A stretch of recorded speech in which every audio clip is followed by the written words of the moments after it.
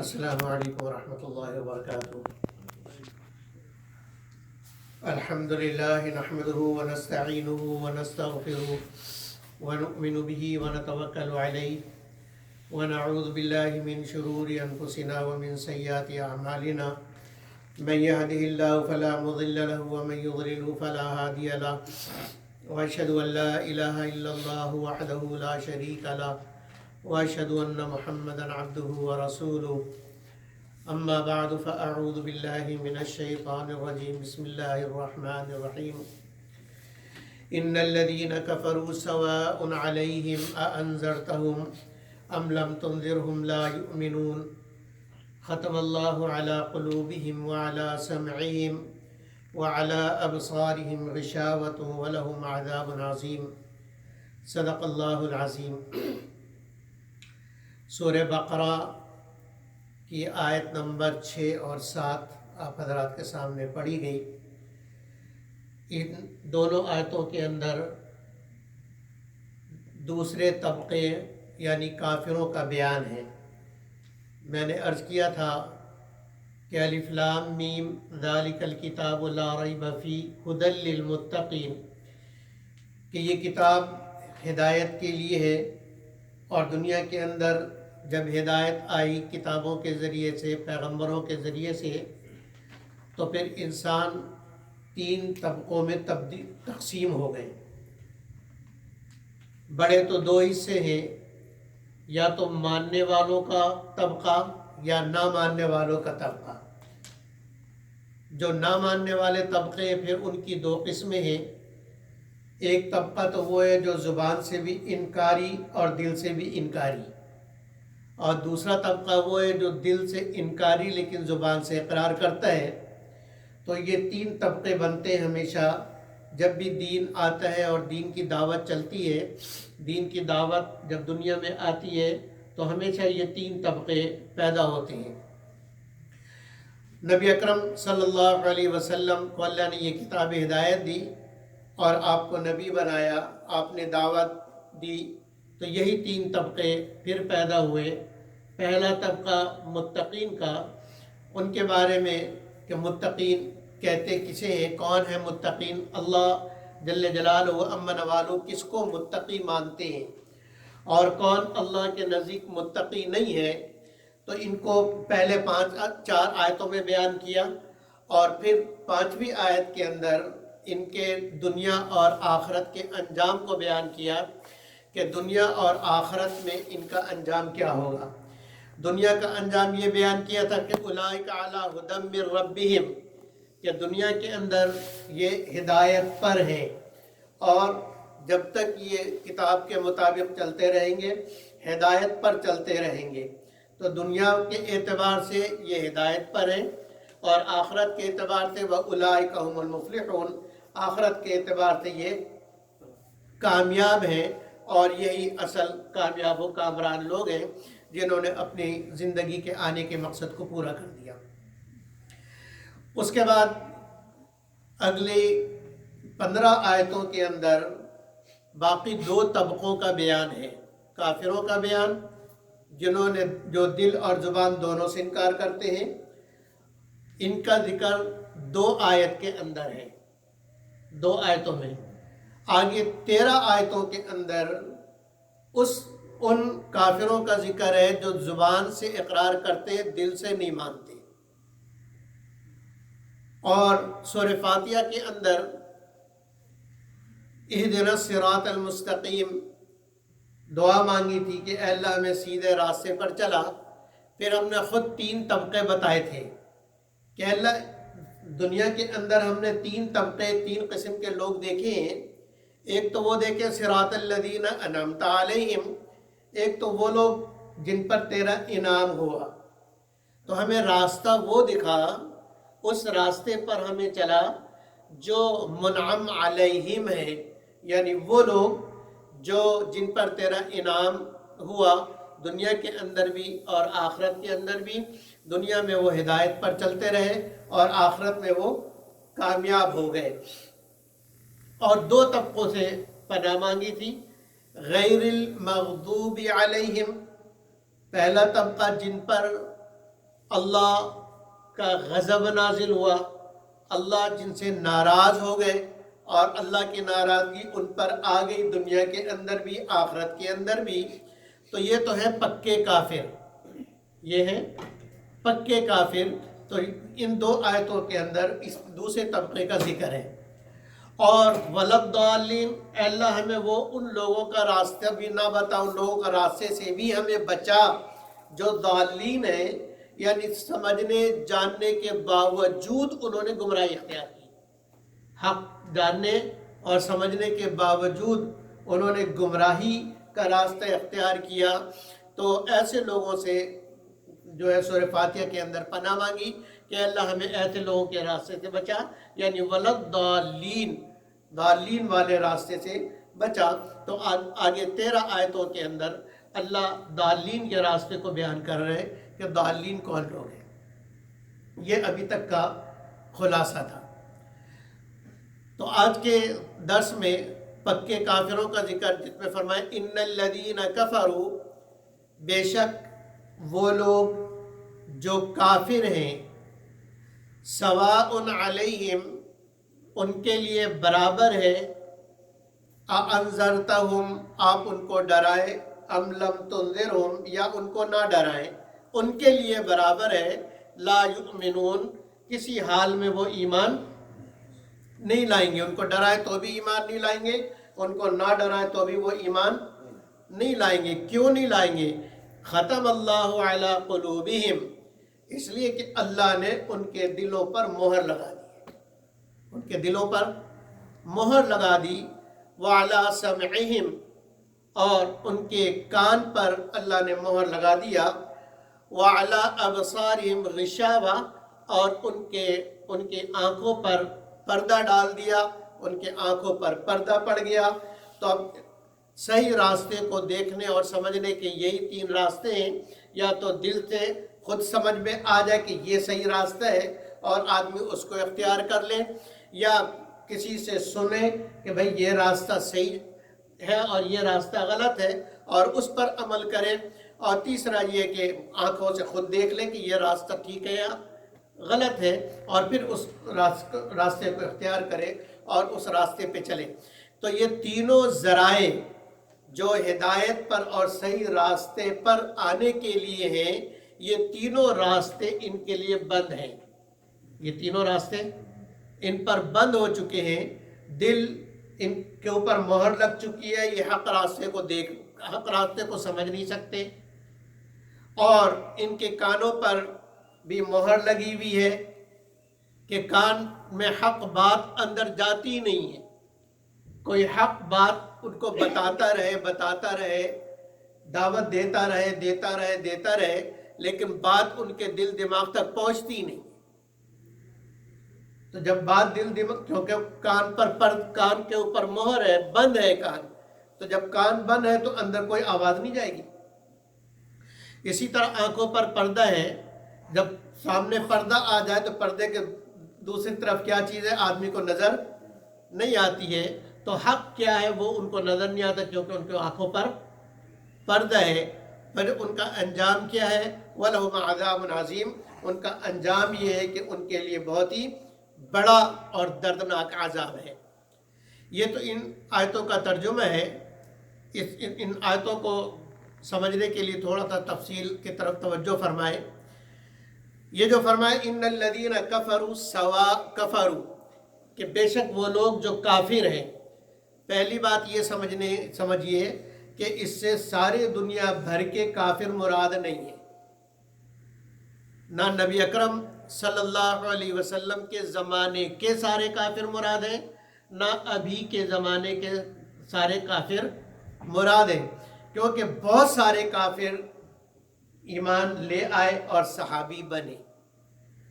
بہت سارے کافر شروع میں کافر تھے، مخالفت کی، جنگوں میں مقابلے پر آئے، لیکن بالآخر وہ ایمان کی دولت سے سرفراز ہوئے اور وہ ایمان میں داخل ہو گئے، تو مطلق کافر مراد نہیں ہے۔ اسی طریقے سے ابھی بھی جو کافر ہیں، الحمدللہ ہماری جماعتیں، اللہ ان لوگوں کو خوش رکھے، جزائے خیر دے، ہزاروں کی تعداد میں لوگ مسلمان ہوتے ہیں، اور سلسلہ قیامت تک انشاءاللہ چلتا رہے گا، تو کافر مطلق مراد نہیں ہے، ٹھیک ہے؟ یعنی ہر وہ شخص جو ہمیں اس وقت کافر نظر آ رہا ہے وہ اس آیت میں مراد نہیں ہے، وہ اس آیت میں مراد نہیں ہے، بلکہ وہ کافر کہ جس کے دل پر مہر لگ چکی ہے، اب وہ ایمان کا راستہ اس پر بند ہو چکا ہے اور وہ ہمیں معلوم نہیں، وہ ہمیں معلوم نہیں، اس لیے ہمیں اپنا کام کرنا ہے کہ دعوت دینی ہے۔ اگلی بات یہ سمجھ لیے کہ کافر کسے کہتے ہیں۔ ایمان کی تعریف میں نے عرض کیا تھا کہ التصدیق ما جاء به النبی صلی اللہ علیہ وسلم کو ایمان کہتے ہیں، کہ حضرت صلی اللہ علیہ وسلم جو کچھ لے کر آئے، جو پیغام، چاہے وہ کتابی شکل میں قرآن کی شکل میں موجود ہو یا احادیث کی شکل میں موجود ہو، کیونکہ نبی اکرم صلی اللہ علیہ وسلم جو بھی بولتے ہیں اپنی زبان سے وہ خود اپنے طرف سے نہیں بولتے، وَمَا يَنْطِقُ عَنِ الْهَوَىٰ، کہ نبی تو اپنے طرف سے کچھ بولتا بھی نہیں ہے، اِنْ هُوَ إِلَّا وَحْيٌ يُوحَىٰ، کہ نبی صلی اللہ علیہ وسلم تو جو کچھ بھی بولتے ہیں وہ وحی کے تابع ہوتا ہے، وہ وحی کے تابع ہوتا ہے۔ تو جو آپ کریں وہ بھی وحی، جو آپ بولیں وہ بھی وحی، ٹھیک ہے؟ جو آپ یوں کہیں کہ یہ قرآن ہے وہ بھی صحیح، جو آپ کہیں کہ اللہ نے فرمایا لیکن قرآن نہیں، اس کو حدیث قدسی کہتے ہیں، وہ بھی صحیح، اور جو حضرت صلی اللہ علیہ وسلم اپنے بات کریں وہ بھی صحیح، یہ ساری کی ساری صحیح ہے۔ اور جو احکامات زندگی گزارنے کے طریقے حضرت صلی اللہ علیہ وسلم نے بیان فرمائے، ان سب کی تصدیق کرنا، اسی طریقے سے غیب کی جتنی خبریں آپ نے دی ہیں، غیب کی، جنت، دوزخ، فرشتے، قبر، عذاب قبر، حشر، میدان حشر، وہاں حساب کتاب، میزان کا قائم ہونا، اعمال کا تلنا، اعمال کا جو ہے وہ نامہ اعمال کا پیش ہونا، اور پرصراط اور حوض کوثر، اور پھر بجلی کی طرح گزرنا پرصراط پہ سے یا کٹ کے جہنم کے اندر گرنا، اور جنت کے دروازے اور اس کی خوبصورتی، جنت کے محلات اور اس کی خوبصورتی، اور جنت کی حوریں اور اس کی خوبصورتی، اور جہنم کی ہولناکیاں، اور جہنم کے فرشتے کی ہولناک شکل، اور جہنم کے عذاب، یہ ساری ایسی چیزیں ہیں جو آدمی اپنی عقل سے نہیں پہچان سکتا، اپنی عقل سے، نہ آنکھ سے یہ چیزیں نظر آتی ہیں، نہ کوئی اس کے بارے میں بول سکتا ہے، نہ کوئی سن سکتا ہے، تو یہ ساری چیزیں ایسی ہیں جو غیب ہیں۔ تو اب ان ساری چیزوں کی تصدیق کرنا کہ حضرت صلی اللہ علیہ وسلم نے ان جو باتیں بتلائی ہیں وہ ساری کی ساری حق اور سچ ہے، ان میں سے کوئی ایک پائی کے برابر بھی کوئی بات غلط نہیں ہے، ساری کی ساری 100% باتیں کیا ہیں؟ ٹھیک ہے۔ تو اس تصدیق کا نام ایمان ہے۔ اور کفر کے لیے یہ ضروری نہیں ہے کہ سب چیزوں کا انکار کریں، بلکہ جو چیزیں حضرت صلی اللہ علیہ وسلم سے صحیح طریقے سے ثابت ہو اور صحیح ذرائع سے ہم تک پہنچ گئی ہو، ان میں سے کسی ایک چیز کا انکار بھی کفر ہے۔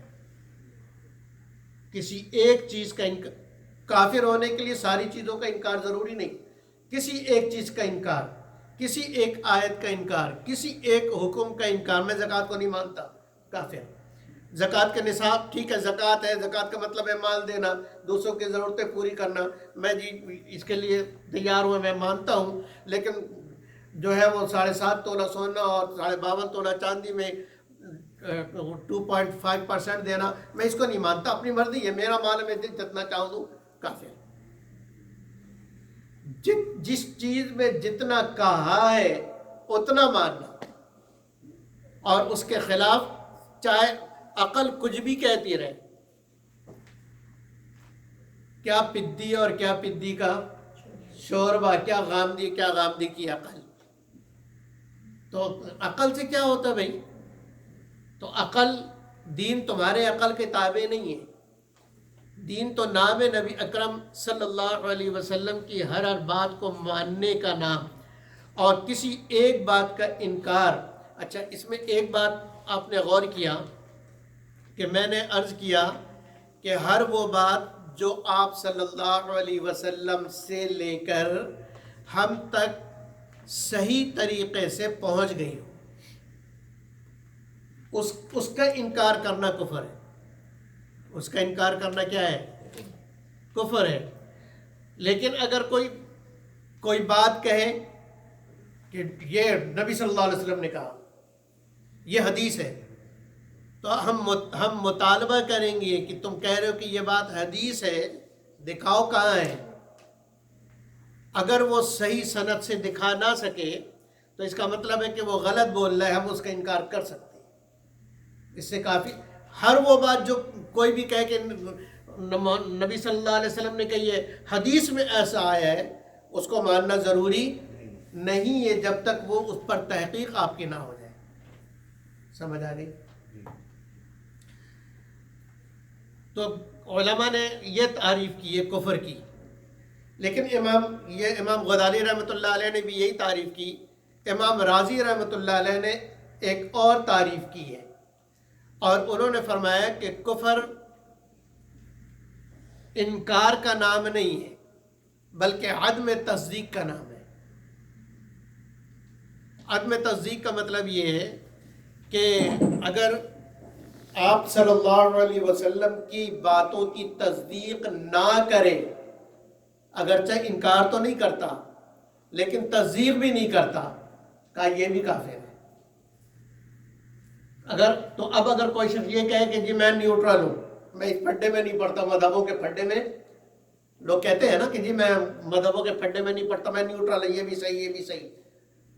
تو اس کا مطلب ہے تم کہہ رہے ہو کہ یہ بھی غلط وہ بھی غلط، یہ بھی صحیح یہ بھی صحیح، کا مطلب تو یہی ہوا. تو عدم تصدیق جو نبی اکرم صلی اللہ علیہ وسلم کی ساری باتوں کی تصدیق نہ کرے وہ بھی کافر ہے. ساری باتوں کی تصدیق نہ کرے، نیوٹرل رہنے سے کام نہیں چلے گا. اما کافرن و اما مسلمن و اما کافرن. حضرت عمر رضی اللہ عنہ نے دو ٹوک فیصلہ کیا کہ اب اما مؤمنن و اما کافرن، یا تو مومن یا کافر، تیسرا کوئی نہیں. نیوٹرل کا کوئی وجود نہیں ہے، نیوٹرل کا کوئی وجود نہیں، یا کافر ہو یا مسلمان ہو. تو عدم تصدیق. اب اس تعریف سے فائدہ کیا ہوگا؟ اس تعریف میں وہ سارے لوگ بھی شامل ہو جائیں گے جو انکار جنہوں نے نہیں کیا، جنہوں نے انکار نہیں کیا لیکن تصدیق بھی نہیں کی، وہ بھی کفر کی کیٹیگری میں آ جائیں گے. ورنہ یہ کہہ سکتے ہیں کہ جی میں انکار کرنے والا کافر ہوتا، میں نے تو انکار نہیں کیا. تو آپ میرے ساتھ مسلمانوں والا معاملہ کریں، ان کے ساتھ مسلمانوں والا معاملہ نہیں کیا جائے گا، کیونکہ ایمان کے لیے تصدیق ضروری ہے، اور کفر سے اس وقت تک باہر نہیں آ سکتا جب تک تصدیق نہ کرے، جب تک تصدیق نہ کرے. تو اب اس سے تصدیق دل کا معاملہ ہے. تصدیق کس کا معاملہ ہے؟ دل کا. زبان سے تو اقرار ہے نا. اب اگر ایک شخص گونگا ہے تو زبان سے تو اقرار نہیں کر سکتا، تو اب اس کو مسلمان کیسے سمجھیں گے؟ کیونکہ اس کے دل کی تصدیق اس کے ایمان کے لیے کافی ہے. اس کے دل کی تصدیق اس کے ایمان کے لیے کافی ہے کہ وہ اشارے کنایوں سے کسی طریقے سے آپ پر یہ بات واضح کر دے کہ وہ دل سے ان ساری باتوں کو تسلیم کرتا ہے اور دل سے ان ساری باتوں کو مانتا ہے، تو وہ مسلمان ہے، چاہے زبان سے اس نے اقرار ہی نہیں کیا. ٹھیک ہے. تو اس میں گونگے بھی ایمان میں آ جائیں گے. ورنہ اگر صرف ایک تعریف کو لیا جائے تو گونگے کا ایمان کا قبول کرنے میں پھر مسئلہ ہوگا کہ یہ اقرار تو اس نے جو ہے اقرار نہیں کیا، اور اس نے انکار نہیں کیا تو اقرار بھی نہیں کیا، تو وہ کرے کیسے؟ بیچارہ گونگا ہے. اسی طریقے سے وہ لوگ بھی شامل ہو جائیں گے جس کو قرآن کہتا ہے کہ اللہ اکریا وقلب مطمئن بالایمان، کہ وہ لوگ بھی پکے مومن ہیں کہ جن پر زبردستی کی گئی، گن رکھا گیا، ان کو ٹارچر کیا گیا، ان کو مارا پیٹا گیا کہ کلمہ کفر کہو کہ اب اور قرآن کا انکار کرو، ٹھیک ہے؟ اب اس نے زبان سے قرآن کا بھی انکار کیا، کفر کے سارے کلمات کہیں، لیکن قلب وہ مطمئن بالایمان، اس کا دل ایمان پر مطمئن ہے، تو یہ بھی مسلمان ہے، ٹھیک ہے؟ یہ بھی حالانکہ زبان سے وہ انکار کر رہا ہے، لیکن تصدیق دل کا معاملہ دل سے، اور دل کے اندر تصدیق موجود ہے، لہذا یہ مومن ہے۔ اسی طریقے سے وہ شخص جو دل کے اندر اس نے کلمہ پڑھا اور دل سے اللہ کی ربوبیت، حضرت صلی اللہ علیہ وسلم کے رسالت کو مانا، اور زبان کا اظہار کرنے سے پہلے مر گیا، تو وہ بھی کیا ہے؟ مومن، وہ بھی مومن ہے۔ ایک بات تو یہ سمجھنے کی کہ عدم تصدیق کفر کے لیے کافی ہے، کہ جس نے تصدیق نہیں کی وہ بھی کافر، ایمان کے لیے تصدیق ضروری ہے۔ تو اب ایسا آدمی جس نے یا تو انکار کیا ہو مسلمہ کسی بھی عمل کا، کسی بھی آیت کا، کسی بھی حدیث کا، ٹھیک ہے، کسی بھی مسلمہ اور صحیح حدیث کا انکار جو صحیح طریقے سے ثابت ہو گئی ہو کہ ہاں یہ بالکل صحیح حدیث ہے، اس کا انکار کفر ہے، اس کا انکار کیا ہے؟ کفر ہے۔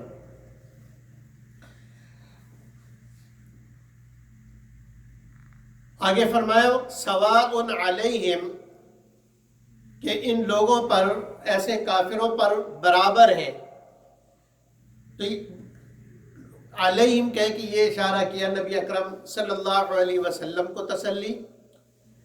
تسلی دی کہ آپ جو لوگ ایمان نہیں لا رہے ان پر آپ کو پریشان ہونے کی ضرورت نہیں، ان کے لیے برابر ہے، آپ کی ساری محنت کرنا یا محنت نہ کرنا ان کے لیے برابر ہے، یہ ایمان نہیں لائیں گے، لیکن آپ کے لیے برابر نہیں ہے، اس لیے علیہم کہا کہ ان کے لیے برابر ہے، ان کو کوئی فائدہ نہیں ہوگا، آپ کے ڈرانے، آپ کی دعوت اور دینے اور نہ دینے سے نہ ان کو کوئی فائدہ ہوگا، ان کو کسی قسم کا کوئی فائدہ نہیں ہوگا، لیکن آپ کو بھی نہیں ہوگا فائدہ، اس لیے یہاں علیہم کہا کہ ان کو فائدہ نہیں ہوگا، آپ کو بہرحال فائدہ ہوگا۔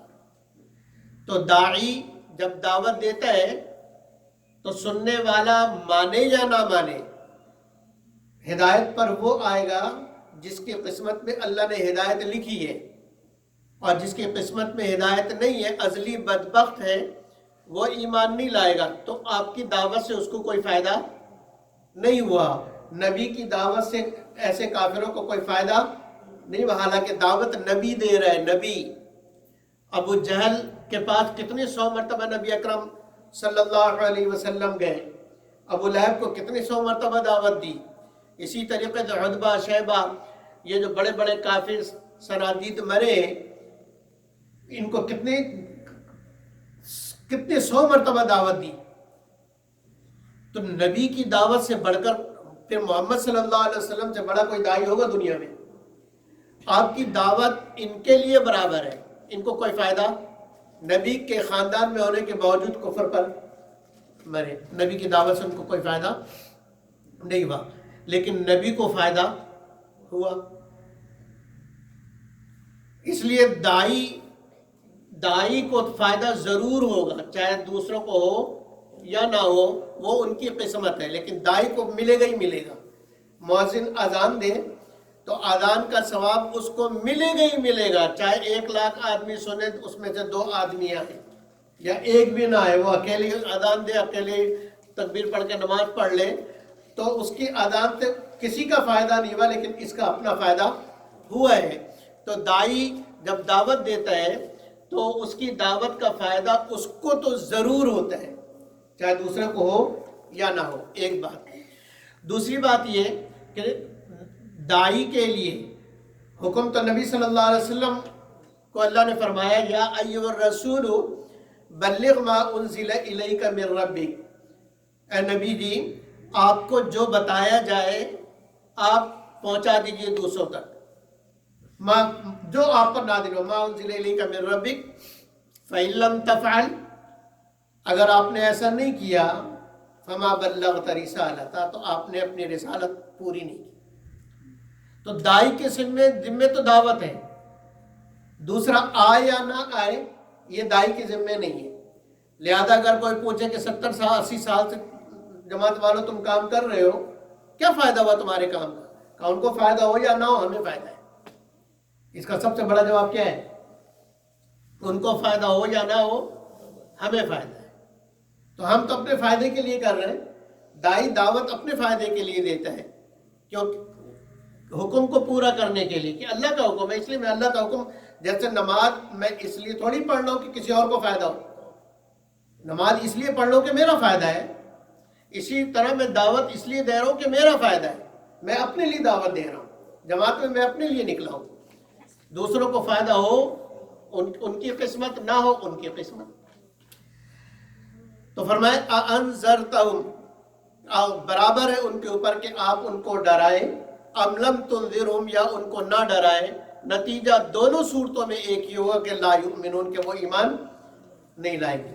یا دیکھیں فرمایا انذرتہم، انذار اور ابشار، انذار کا معنی ہوتا ہے ڈرانا اور ابشار کا معنی ہوتا ہے خوشخبری سنانا۔ اسی اعتبار سے تمام انبیاء علیہ الصلوۃ والسلام نذیر ہیں اپنی اپنی امتوں کے، اور بشیر ہیں اپنی اپنی امتوں کے، کہ ہر نبی نے اپنی امت کو اللہ کے عذاب سے، اللہ کے غضب سے، اللہ کی ناراضگی سے ڈرایا ہے، اور اللہ کے خوش ہونے کی صورت میں جنت، اللہ کی مدد، اس کی بشارت دی ہے۔ ایمان پر ان کو کیا ملے گا اس کی خوشخبری سنائی ہے۔ تو ہر نبی جو ہے وہ نذیر بھی ہے، بشیر بھی ہے، اور ان سب کے سردار حضرت صلی اللہ علیہ وسلم سب سے بڑے نذیر اور سب سے بڑے بشیر ہیں۔ یہ جو انبیاء کے لیے قرآن میں ہمیشہ انذار کا لفظ آیا ہے، انذار اور ابشار، نذیر یا بشیر۔ نذیر، انذار کا معنی ہوتا ہے ڈرانا، لیکن اس ڈرانے میں اور ڈاکو والے ڈرانے میں فرق ہے۔ ڈاکو بھی ڈراتا ہے نا، یا اسی طریقے سے رہزن، وہ بھی ڈراتا ہے کہ جو کچھ بھی ہے نکال دو ورنہ، ڈرا رہا ہے کہ تمہاری جان لے لوں گا، تمہیں قتل کر دوں گا، جو کچھ بھی ہے نکال دو۔ یا کسی بھی قسم کے ڈرانے والے لوگ جو ڈرا رہے، ڈرا تو وہ بھی رہے، ڈاکو بھی ڈرا رہے، ڈرا دھمکا کے مال چھین رہا ہے، اسی طریقے سے دوسرے لوگ بھی، لیکن ان کو انذار، ان کو نذیر نہیں کہیں گے، ٹھیک ہے۔ اور اسی طریقے سے مارکیٹ میں کوئی بیچ رہا ہے اور اس کے اوپر وہ ڈیلیں دے رہا ہے، ٹھیک ہے، کہ ایک خریدو ایک free, buy one get one free, تو یہ ڈیل دینے والے کو ہم بشیر نہیں کہیں گے۔ تو کیا فرق ہے؟ خوشخبری تو وہ بھی دے رہے ہیں نا، اور ڈاکو بھی ڈرا رہا ہے۔ فرق یہ ہے کہ انذار اس ڈرانے کو کہتے ہیں کہ جو ڈرانا شفقت کے ساتھ ہو، رحمت کے ساتھ ہو، اس ڈرانے کو انذار کہتے ہیں۔ تو انبیاء علیہ السلام اپنی قوم کو جو ڈراتے تھے وہ ان کا ڈرانا شفقت کی وجہ سے تھا، رحمت کی وجہ سے تھا، کیونکہ انبیاء کو معلوم تھا کہ اگر یہ نہیں مانے تو ان کا کیا حال ہوگا، کیا اثر ہوگا۔ تو اس عذاب سے ان کو بچانے کے لیے انبیاء علیہ السلام اپنی پوری طاقت لگاتے تھے۔ تو انبیاء کا ڈرانا، اسی لیے قرآن لوگ پوچھتے تھے نا کہ تمہارا مقصد کیا ہے، تو انبیاء کیا کہتے تھے؟ لا اسألکم علیہ اجرا، یا قوم لا اسألکم علیہ اجرا، میری قوم ہمیں تم سے کچھ نہیں چاہیے، ہمیں تم سے کچھ نہیں چاہیے، لا اسألکم علیہ مالا، ہم اس دعوت و تبلیغ پر تم سے کچھ مال نہیں مانگتے، کچھ نہیں چاہیے، صرف ہماری بات کو مان لو تاکہ تم بچ جاؤ۔ تو انبیاء علیہ السلام ایک ماں کے دل میں اپنے بچوں کا کے لیے جتنا پیار ہوتا ہے، نبی کو اپنے قوم کے ہر فرد سے اس سے ہزاروں گنا زیادہ پیار ہوتا ہے۔ اسی لیے نبی جو ہے ایک ایک کے پاس مار کھانے کے باوجود اس کے پاس جاتے تھے، اسی سے مار کھائے پھر اسی کے پاس جا رہے ہیں۔ ابے بھائی وہ تو بڑا بد اخلاق آدمی ہے، اس کے پاس کیوں جاتے ہیں؟ اور بار بار جا رہے ہیں، پہلے بھی وہ مار چکا ہے، بار بار مارتا ہے، گالیاں بھی دیتا ہے، پھر بھی آپ جا رہے ہیں۔ تو کہا دیکھتے نہیں ہو کہ ماں کو، کہ ماں بچے کو جب گود میں لیتی ہے اور ماں کو معلوم ہے کہ وہ بچہ جو ہے بھوکا ہے، ماں اس کو دودھ پلانے کے لیے اپنے گود میں لے رہی، تو کبھی کبھی بچہ جو ہے چیختا ہے، چلاتا ہے، کبھی روتا ہے، اور بچہ اگر بڑا ہو جائے اور ماں اس کو کسی چیز سے روکے، پانی، گرم پانی کا پتیلا رکھا ہے، وہ بچہ اس کی طرف بڑھ رہا ہے، یا اسی طریقے سے کوئی اور ایسی چیز جو بچے کو نقصان پہنچانے والی ہے، بچہ نہیں جانتا، بچہ اس کو کھلونا سمجھ رہا، اب وہ اس کی طرف بڑھے، ماں اس کی طرف لپکتی ہے اور اس کو پکڑتی ہے، اب وہ بچہ جو ہے اس کو کبھی مار بھی رہا ہے، کبھی جو ہے نوچ رہا ہے، کبھی دانت کاٹ رہا ہے، لیکن ماں چھوڑتی نہیں ہے، ماں بچے کو چھوڑتی نہیں ہے، اس لیے کہ ماں کو معلوم ہے کہ یہ مجھے تکلیف ہو رہی، لیکن اگر میں چھوڑ دوں تو اس کو بڑا نقصان ہو جائے گا۔ تو ماں ساری تکلیفیں برداشت کر رہی ہے، لیکن بچے کو چھوڑتی نہیں، اس لیے نہیں چھوڑتی ہے کہ اس کے دل کے اندر رحم ہے، اس کے دل کے اندر بچے کی محبت ہے، رحم ہے، اس رحم کی وجہ سے وہ چھوڑتی نہیں، اپنے اوپر ساری تکلیفیں اٹھا رہی ہے، اپنے اوپر تکلیفیں برداشت کر رہی ہے، بچے ہی کی طرف سے اس پر تکلیفیں آ رہی ہیں، لیکن بچے کو چھوڑنے کے لیے تیار نہیں ہے، اس رحمت کی وجہ سے۔ تو انبیاء علیہ السلام کے دلوں میں ہر ان کی امتی کا اس ماں سے زیادہ رحم اور پیار ہوتا ہے، اس لیے انبیاء علیہ السلام بھی اپنے کسی امتی کو چھوڑتے ہیں، چاہے وہ جتنا مارنے والا ہو اس کو چھوڑتے نہیں۔ میں نے سنا مولانا الیاس صاحب رحمۃ اللہ علیہ ایک کو دعوت دینے گئے، اس نے باقاعدہ مولانا کی پٹائی لگائی، لکڑی سے مارا، چھڑی سے مارا، پھر اگلے دن پھر مولانا اس کے پاس گئے، اس نے کہا کہ مولوی تجھے سمجھ نہیں آتی ہے، کل کی مار یاد نہیں؟ انہوں نے پھر دعوت والی کی میری بات سن لے، تیرا فائدہ ہے۔ اس نے پھر ڈنڈی اٹھائی اور مولانا کی پٹائی شروع کر دی، تو 2-3 ڈنڈی کھانے کے بعد مولانا کہتے ہیں کہ بہت زور سے لگ رہی ہے، مار مت، ورنہ وہ تو آواز دیتے تو 50 آدمی آ کے اس کا قیمہ بنا دیتے ہیں مارنے والے کا، لیکن وہ جو دائی کے اندر جو محبت ہونی چاہیے، وہ محبت اللہ نے ان کے اندر بھر دی، کہ وہ مار کھا رہے ہیں لیکن کہہ رہے کہ دیکھیں زور سے لگتا ہے، کمزور آدمی بہت زور سے لگتی ہے، میری بات سن لے، تیرا فائدہ ہے۔ تو انبیاء علیہ السلام کے نذیر ہونے میں اور دوسرے کے نذیر ہونے میں یہ فرق ہے کہ انبیاء علیہ السلام شفقت اور محبت سے ڈراتے ہیں، اسی طرح خوشخبری پیار سے دیتے ہیں کہ تجھے کتنا بڑا انعام ملنے والا ہے۔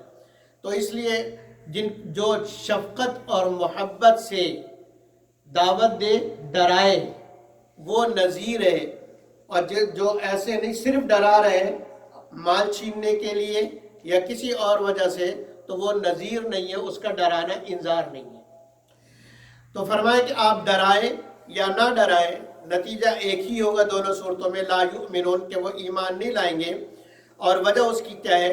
وجہ فرمائے کہ ختم اللہ علی قلوبہم، کہ اللہ نے ان کے دلوں پر مہر لگا دیا، وعلی سمعہم، اور ان کے کانوں پر مہر لگا دیا۔ مہر جب لگا دی جاتی ہے تو مہر کا مطلب یہ ہوتا ہے کہ اب باہر کی کوئی چیز اندر نہیں جائے گی۔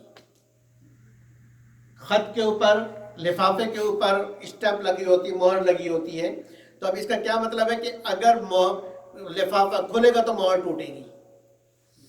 تو جس تک یہ خط پہنچنا ہے وہ سب سے پہلے اس مہر کو، اس اسٹیمپ کو چیک کریں. اگر اسٹیمپ کٹا ہوا نہیں ہے، پھٹا ہوا نہیں، تو اس کا مطلب ہے کہ بھیجنے والے نے جیسا بھیجا تھا، اس کے اندر جو پیغام لکھ کے بھیجا تھا وہ پیغام مجھ تک پہنچ گیا. لیکن اگر سیل اس کی ٹوٹی ہوئی ہے تو اس کا مطلب ہے کہ کچھ درمیان میں گڑبڑ بھی ہے، پھر اس کے اوپر وہ اعتماد نہیں کر سکتا. تو ختم جس کو مہر کہتے ہیں، مہر کا مطلب یہ کہ اب باہر سے کوئی چیز اندر نہیں جائے گی. اسی طریقے سے اندر سے کوئی چیز باہر نہیں آئے گی، کیونکہ لفافہ کھلے گا نہیں. جب کھلے گا نہیں تو اندر سے کوئی چیز باہر نہیں آئے گی. تو اللہ نے ان کے دلوں پر مہر لگا دی، تو اب باہر سے دین ان کے اندر نہیں جائے گا، اور اندر ان کے دلوں میں جو کفر ہے وہ اب باہر نہیں آئے گا. ٹھیک ہے؟ تو جب کفر باہر نہیں آئے گا تو دل میں جو ہے اسی کے ساتھ مریں گے. تو جب اسی کے ساتھ مریں گے تو آگے نتیجہ اس کا بیان فرمایا وَلَهُمْ عَذَابٌ عَظِيمٌ. تو ختم کا یہ مطلب ہے کہ باہر سے کوئی چیز اندر نہیں، اندر سے کوئی چیز باہر نہیں آئے گی. جو کفر ان کے اندر رچ بس گیا ہے، اب وہی کفر پر ان کی موت آئے گی. اس لیے آپ کا ڈرانا نہ ڈرانا ان کے حق میں برابر ہے. اسی طریقے سے کان پر مہر ہے، یعنی کان کو بند کر دیا جائے تو اب باہر کی کوئی آواز آدمی نہیں سن سکتا. تو حق والا جتنا چیخ چیخ کے بولتا رہے اس کو کوئی آواز نہیں آئے گی. وَعَلَىٰ أَبْصَارِهِمْ غِشَاوَةٌ، اور ان کے آنکھ پر پردہ ہے. دل اور کان کے لیے تو مہر کا لفظ اللہ نے فرمایا کہ ان کے اوپر مہر لگا دی، بند کر دیا گیا. اور آنکھ کے اوپر پردہ ہے. پردہ اس لیے کہ آنکھ کے سامنے، اگر چونکہ آنکھ کے اندر کوئی چیز نہیں آتی ہے نا، تو آنکھ اوجھل کرنے کے لیے آنکھ کے سامنے کوئی پردہ لگا دیا جائے. تو اس لیے یہاں غشاوہ کہا کہ آنکھ کے اوپر ان کا پردہ ہے، اور یہ آگے کی چیز حق راستہ ان کو نظر ہی اب نہیں آ سکتا. وَلَهُمْ عَذَابٌ عَظِيمٌ، ان کے لیے دردناک عذاب ہے. یہاں پر دو اعتراض ہوتا ہے، دو قسم کا اعتراض ہوتا ہے، اور یہ اعتراض سمجھنا بہت ضروری ہے، کیونکہ آپ کو بھی ان اعتراضات سے واسطہ پڑے گا اور پڑتا ہے. اور خاص طور سے ہماری نئی نسل جو اسکول کالج والی ہے، ان کے دلوں میں ایسی چیزیں ڈالی جاتی ہیں قصداً، باقاعدہ مہم کے طور پر ایسے اشکالات ہمارے بچوں کے ذہنوں میں ڈالا جاتا ہے تاکہ وہ رفتہ رفتہ رفتہ دین سے دور ہو جائے اور کہے کہ قرآن کی یہ آیت عقل میں آنے والی نہیں ہے، doesn't make sense، جیسے یہ کہتے ہیں، اور پھر اس کا انکار کرتے ہیں. خدا نخواستہ ایک آیت کا بھی انکار کیا بچے نے، کافر ہو گیا. پہلا اعتراض اشکال یہ ہوتا ہے کہ دیکھیں یہ فرمایا ختم اللہ علی قلوبہم، کہ اللہ نے ان کے دل پر مہر لگا دیا. اعتراض سمجھ آیا؟ آ گیا؟ آپ لوگ تو جینیس لوگ ہیں، زبردست لوگ ہیں، پہلے ہی سمجھ آ جاتا ہے کہ اللہ نے مہر لگایا. تو اب اعتراض کرنے والا یہ اعتراض کرے گا کہ جب تم یہ کہتے ہو کہ سب کچھ اللہ کرتے ہیں، اللہ جو چاہتے ہیں کرتے ہیں، تو اللہ نے مہر لگا دی ہے، تو جب اللہ نے مہر لگا دیا تو اب یہ ایمان پر آ ہی نہیں سکتا ہے. جب اللہ نے مہر لگایا ہے تو اب یہ ایمان پر نہیں آ سکتا ہے. جب ایمان پر نہیں آ سکتا ہے تو یہ اللہ کے اس مہر پر مرنے پر مجبور ہے، کیونکہ اللہ نے مہر لگا دیا، اب یہ ایمان لا ہی نہیں سکتا ہے. تو جب ایمان لا ہی نہیں سکتا ہے تو کفر پر مرے گا، تو اس کا قصور تو نہ ہوا نا، پھر اس کو کیوں کفر کی سزا ملے گی؟ کفر کی سزا پھر اس کو نہیں ملنی چاہیے، کیونکہ قصور اس کا نہیں ہے، مہر تو اللہ نے لگایا ہے، اس نے تھوڑی لگایا ہے. سمجھ آئی اعتراض؟ اور یہ عام طور پر کیا جاتا ہے کہ بھئی یہ تو اللہ نے کیا ہے نا، تو جب اللہ نے کیا ہے تو کیوں اس کو سزا ملے گی؟ اللہ کے حکم سے ہوا ہے، اللہ کے حکم سے یہ کافر ہوا ہے، اللہ کے حکم سے یہ کفر پہ مرا ہے، تو پھر اس کو سزا کیوں ملے؟ اللہ نے کیا ہے نا۔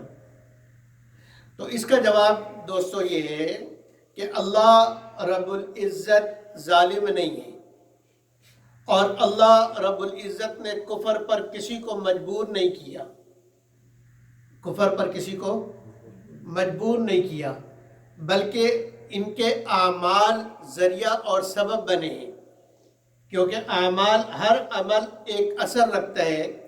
جب انہوں نے کفر اختیار کیا تو ان کے دل کے اوپر ایک نقطہ، سیاہ نقطہ لگ گیا، جیسے قرآن میں کلا بل ران علی قلوبہم ما کانوا یکسبون، کہ جو یہ گناہ کرتے ہیں نا، یہ گناہ کا زنگ ہے ان کے دلوں پر، یہ جو ان کے دل ایمان پر نہیں آتے ہیں اور ان کے دلوں میں دین کا، ایمان کا نور داخل نہیں ہو رہا، وہ اس وجہ سے بل رانا، زنگ ہے ان کے دلوں پر۔ زنگ کیوں ہے؟ بما کانوا یکسبون، ان کے اپنی بدعمالیوں کی وجہ سے۔ تو جب انہوں نے بدعمالیاں، نافرمانیاں کی، تو ہر نافرمانی اپنا اثر رکھتا ہے، ہر نافرمانی کی وجہ سے دل کے اوپر ایک نقطہ لگتا ہے، سیاہ نقطہ لگتا ہے، اور وہ نقطہ لگتے لگتے لگتے لگتے کیا مطلب کہ بار بار بار بار گناہ کرتے کرتے کرتے کرتے کرتے وہ پورا کا پورا دل سیاہ ہو گیا۔ جب پورا دل سیاہ ہو گیا تو اب اس سیاہ دل کے اندر نور جا نہیں سکتا، تو اب دل، اور اسی کو ختم، اسی کو مہر سے تعبیر کیا، اسی کو کس سے تعبیر کیا؟ مہر سے تعبیر کیا۔ تو دل جو سیاہ ہوا ہے وہ اللہ نے نہیں، اس نے اپنی مرضی سے بدعمالیوں کو اختیار کیا ہے، اپنی مرضی سے گناہ کیے ہیں اور اللہ کا انکار کیا ہے۔ وَجَحَدُوا بِهَا وَاسْتَيْقَنَتْهَا أَنفُسُهُمْ، کہ انہوں نے انکار کیا، حالانکہ دل سے یہ مانتے تھے، لیکن ماننے کے باوجود انکار کرتے تھے اور اللہ کی نافرمانی کرتے تھے۔ ان نافرمانیوں کا نتیجہ یہ ہوا کہ ان کے دلوں کے اوپر زنگ چڑھتا گیا، چڑھتا گیا، چڑھتا گیا، یہاں تک کہ ان کے دل بالکل سیاہ ہو گئے، اور جب دل سیاہ ہو گئے تو اب حق بات اس کے اندر جاتی نہیں۔ اسی کو جو ہے وہ مہر سے تعبیر کیا کہ یہی مطلب ہے مہر کا۔ مہر کوئی ایسی باہر کی چیز نہیں ہے کہ ان کے دلوں پر اللہ نے لگا دی ٹھک کر کے، بلکہ وہی بدعمالیہ نقطہ، اس کے نقطہ بنتے بنتے بنتے بنتے دل سیاہ ہوا۔ جیسے حضرت صلی اللہ علیہ وسلم کی حدیث ہے کہ فرمایا کہ جب مسلمان گناہ کرتا ہے تو اس کے دل کے اوپر ایک سیاہ نقطہ پڑ جاتا ہے، اور اگر دوسرا گناہ کر لے تو دوسرا نقطہ، تیسرا گناہ کر لے تو تیسرا نقطہ، لیکن اگر وہ توبہ کر لے تو وہ گناہ صاف ہو جاتا ہے۔ توبہ کر لے، کلمہ استغفار پڑھ لے تو وہ نقطہ جو ہے وہ صاف ہو جاتا ہے، دل دوبارہ نورانی ہو جاتا ہے۔ تو اب اس شخص نے گناہ کرتے کرتے کرتے کرتے، اور گناہ جتنے بھی کیے وہ سب اپنی مرضی سے کیے، اس لیے کہ انسان کو اللہ نے مجبور محض نہیں بنایا، راستے دیے کہ تم چلو، تمہاری مرضی، ادھر جانا ادھر جانا۔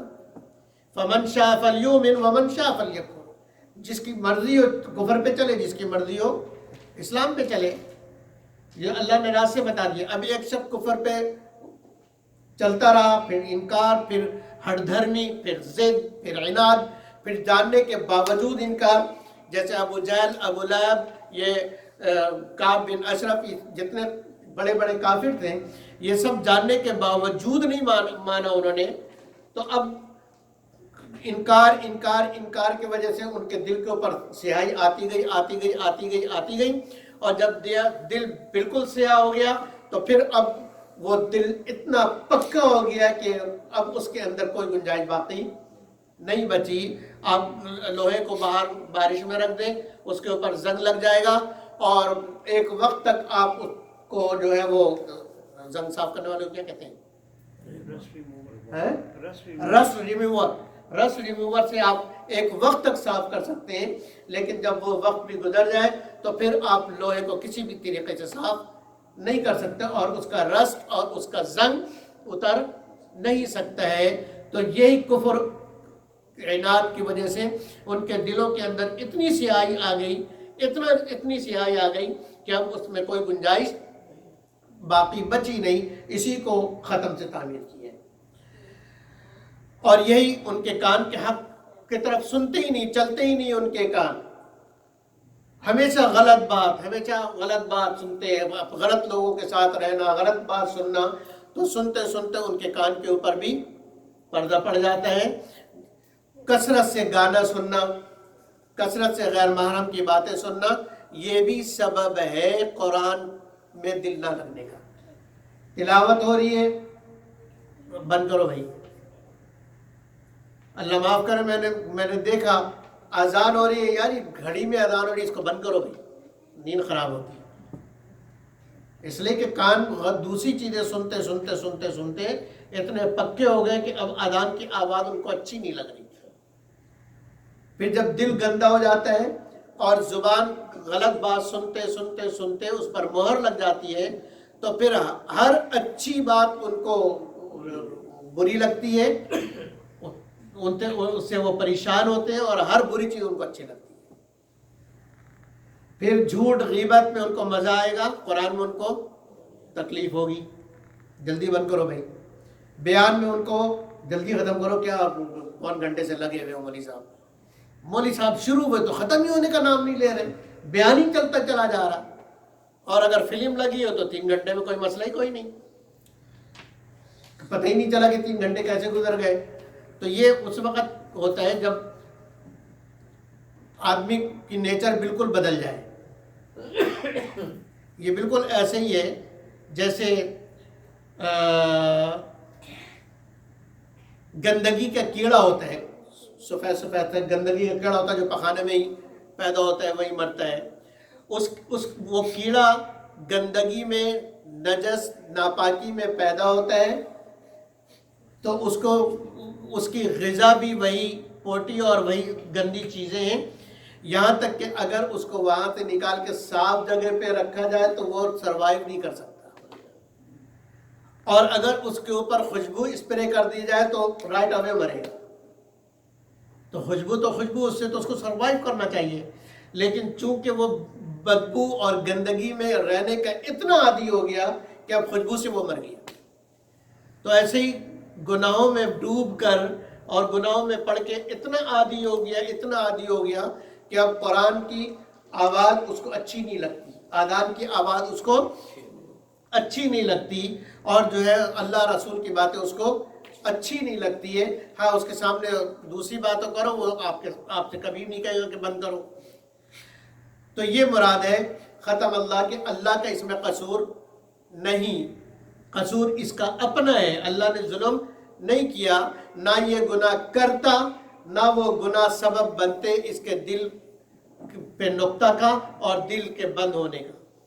تو اس لیے سزا اس لیے اس کو دی جائے گی کہ اس نے اپنے اختیار سے بدعمالیاں کی ہے، اپنے اختیار سے کفر کیا ہے۔ تو جب اپنے اختیار سے کفر کیا ہے، اس لیے اس کے کفر پر اس کو سزا مل رہی ہے۔ تو یہ نہیں کہ اللہ نے اس پر ظلم کیا ہے، نہیں، اس نے خود اپنے اوپر کیا۔ تو اس کے اوپر پھر دوسرا اعتراض، اور وہ اعتراض یہ ہے کہ اگر اس کے اعمال کی وجہ سے، اس کے اعمال سبب اور ذریعہ بنے ہیں اس کے کفر پر مرنے کا، تو پھر یہاں تو ختم اللہ کا کہ اللہ نے مہر لگایا، اس کے ان اگر بدعمالیاں ہیں تو وہ بھی اللہ کے حکم سے ہوئی، اور یہاں نسبت بھی اللہ کی طرف ہو رہی ہے۔ کس کی طرف ہو رہی ہے؟ اللہ کی طرف ہو رہی ہے کہ مہر اللہ نے لگائی ہے، ٹھیک ہے۔ تو اس کا جواب یہ ہے کہ جو اس کے ساتھ جہنم میں ہوگا اور کفر پر جو اس کی موت ہوگی، وہ اس کے اپنے اعمال کا نتیجہ ہے۔ نسبت اس کو اللہ کی طرف کیوں دی گئی؟ اس کی مثال کے لیے سمجھیں کہ اگر کوئی شخص ایسا جرم کرتا ہے جس پر اس کو پھانسی کی سزا ہوئی، کس کی سزا ہوئی؟ پھانسی کی سزا ہوئی. اب اس کو پھانسی دے دی گئی. پھانسی، اب اس کے بارے میں ایک آدمی نے تو یہ کہا کہ اللہ نے اس کا بیڑا غرق کر دیا، اللہ نے اس کا بیڑا غرق کر دیا. دوسرے آدمی نے کہا اس کے بدعمالیاں اسے لے ڈوبی، اس کی بدعمالیاں اسے لے ڈوبی. اور تیسرے نے کہا کہ اس نے اپنا کھانا خراب کر لیا. تو یہ تینوں جملے ٹھیک ہیں، یہ تینوں جملے ٹھیک ہیں. اس نے اپنا کھانا خراب کر لیا اس لیے کہ پھانسی کی سزا ہوئی ہے، وہ جج نے اٹھا کے تھوڑی ہینگ کر دیا ہے، وہ تو اس نے ایسے کرتوت کی ہے، اس پر اس کو سزا ملی ہے. اور وہ جو کچھ اس نے کیا ہے، کسی کو قتل کیا ہے مثلا، جس پر اس کو یہ سزا ملی ہے، قتل تو اس نے اپنی مرضی سے کیا نا. اس کو کس نے کہا تھا اگر یہ قتل نہ کرتا، اگر یہ قتل نہ کرتا تو جج اس کو سزا نہ دیتا. تو جج نے سزا اس لیے دی ہے کہ اس نے خود اپنی مرضی سے قتل کیا ہے. تو اب یہ کہنا صحیح ہے کہ اس نے اپنا بیڑا غرق کر لیا، اپنا کھانا خراب کر لیا، اس نے خود کیا ہے نا، دوسرے کو قتل اس نے خود کیا. دوسرا جملہ کہ اس کی بدعمالیاں اسے لے ڈوبی، یہ بھی ٹھیک ہے کہ وہ اس نے بدعملیاں کی ہیں، اسی وجہ سے اس کو یہ سزا ملی ہے. اور تیسرا جملہ کہ اللہ نے اس کا بیڑا غرق کر دیا، یہ بھی ٹھیک ہے. کیوں؟ کہ ہر فعل کا خالق اللہ ہے. ہر فعل کا خالق کون ہے؟ آپ جو بھی کام کرتے ہیں اس کام کی طاقت آپ کو اللہ نے دی ہے، اس کام کی طاقت اللہ نے دی ہے. تو آپ کے ہاتھ سے جو سرزد ہو رہا ہے اس کا خالق اللہ ہے، اس کا خالق اللہ ہے. آپ پیر سے جو کچھ کر رہے ہیں، زبان سے جو کچھ بول رہے ہیں، آپ کے اس فعل کا خالق اللہ ہے. اس فعل کا خالق کون ہے؟ اگر دھیان نہیں دو گے تو نہیں سمجھ آئے گی. اس فعل کا خالق اللہ ہے. تو اس لیے چونکہ اس آدمی کا فعل سبب بنا ہے ایمان نہ لانے کا اور افعال کا خالق اللہ ہے، اس لیے اس کے اس فعل کی نسبت یہاں ختم اللہ میں اللہ کی طرف کی ہے. ٹھیک ہے، اس کے اس فعل کی نسبت کس کی طرف کی ہے؟ اللہ کی طرف کی ہے. تو یہ نسبت اس طریقے سے ہے. دوسرے فعل کی طرف نسبت کہ اس نے خود کیا، قرآن کی دوسری آیتوں کے اندر ہے وَمَا ظَلَمْنَاهُ، کہ اللہ نے ان پر ظلم نہیں کیا، وَلَٰكِن ظَلَمُوا أَنفُسَهُمْ، وَلَٰكِن ظَلَمُوا أَنفُسَهُمْ، کہ اللہ نے ان پر کوئی ظلم نہیں کیا، انہوں نے خود اپنے اوپر ظلم کیا. اور خود اپنے اوپر ظلم اس لیے اس طریقے سے کیا کہ اللہ کی نافرمانیاں کی. تو قرآن کی دوسری آیتوں میں ان کے کفر کی نسبت ان کے افعال کی ان کی طرف ہے. کس کی طرف ہے؟ ان کی طرف کہ انہوں نے خود اپنے اوپر اپنے پیر پر خود کڑاڑی ماری ہے، اپنے پیر پر خود کڑاڑی ماری. اللہ نے تو نہیں کہا تھا کہ کڑاڑی اٹھاؤ اور اپنے پیر پہ مارو، تو انہوں نے خود اپنے پیر پہ کڑاڑی ماری ہے. تو اس لیے پیر جو ٹوٹا ہے اس کی نسبت اللہ کی طرف نہیں کر سکتے کہ اللہ نے ظلم کیا، نعوذ باللہ. اسی طریقے سے کبھی نتیجے کی نسبت عمل کی طرف کرتے ہیں.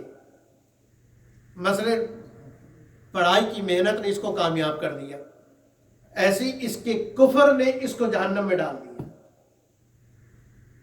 تو ایک ہے سبب، تو اس کا کفر سبب ہے جہنم میں جانے کا، اور اس کا کفر پر عمل کرنا کفر جہنم میں جانے کی علت ہے.